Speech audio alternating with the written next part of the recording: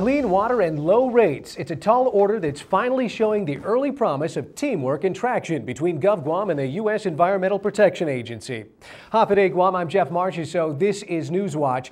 Tonight, David Macaluso reports that after a pivotal court hearing today, Guam's utilities chairman now sees hope on the horizon, long after federal expectations threatened to stop progress dead in its tracks.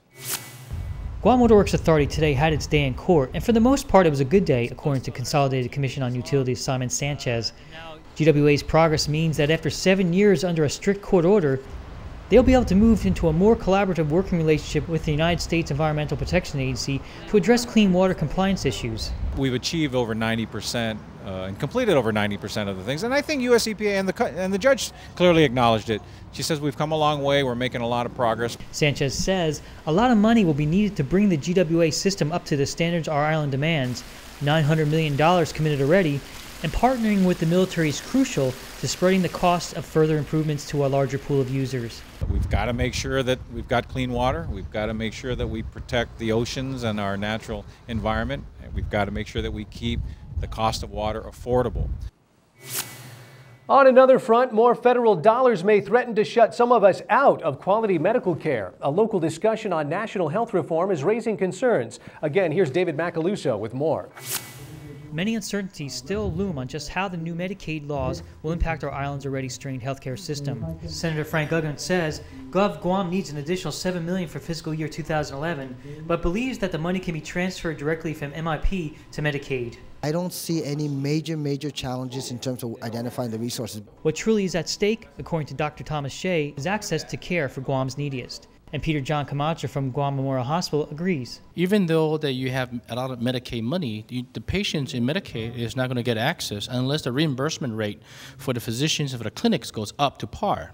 Shea says if the rates remain low, doctors and clinics will have no choice but to refuse care to Medicaid patients, a situation that does not provide a continuum for care. You can have all of this money, but if the doctors, if they're not willing to take those patients, then we're still going to be left with a situation of the hospital needing to provide care at a higher cost.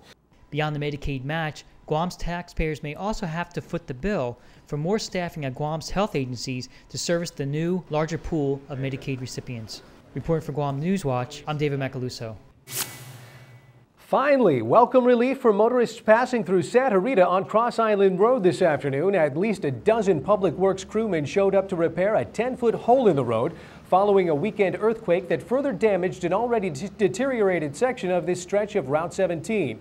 Mayor Del Alvarez says the community has been asking for DPW's help with this dangerous situation for several years. The crew also began the process of replacing rusted old drainage infrastructure with new concrete pipes. DPW Field Chief George Bamba tells Newswatch crew will even work nights to finish the job by this Friday. No word yet on whether DPW will improve visibility in this poorly lit area of Route 17. More on this developing story soon.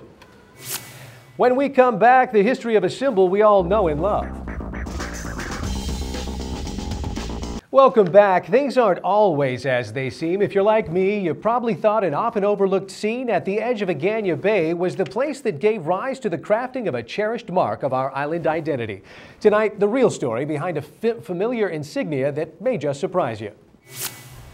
We all recognize it at first sight, straight from the heart of our island flag, the Great Seal of Guam. But if you think the view from the mouth of the Agana River is the inspiration for the classic scene depicted on the seal, you're only partly right.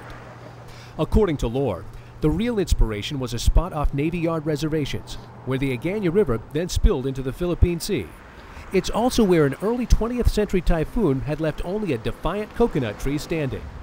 The Agana River was diverted during the post-war reconstruction of Agana and still flows into Agana Bay today. A plaque near the delta reminds visitors that this site is a mere restoration of the original vista that inspired one of Guam's most enduring symbols.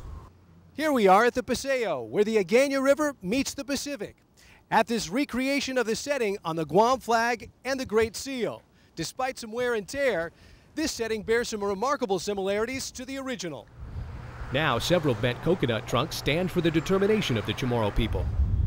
The winding river still snakes out to sea, and although it's faint on the horizon, you can still make out Two Lovers Point from the beach, although Hospital Point is a more visible substitute. Not far down the shore, a fleet of proas lies in wait. All in all, a commendable monument, a living, breathing legacy of Guam's patriotic emblem.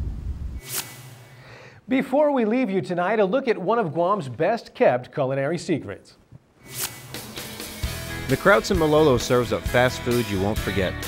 We opened up in March 2003. Owner and operator Lutzo Meyer, originally from Hanover, Germany, began his cooking career as a chef in Germany and California. Actually, the name McCrouts is a joke. You know, when you go to the States, they call the Germans Krauts.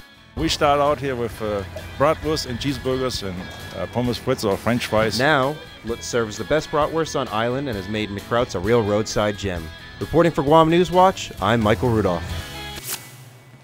That's 5 minutes of local news and balanced views. April 26th, we go the full half hour. Thanks for viewing Guam News Watch. Good night.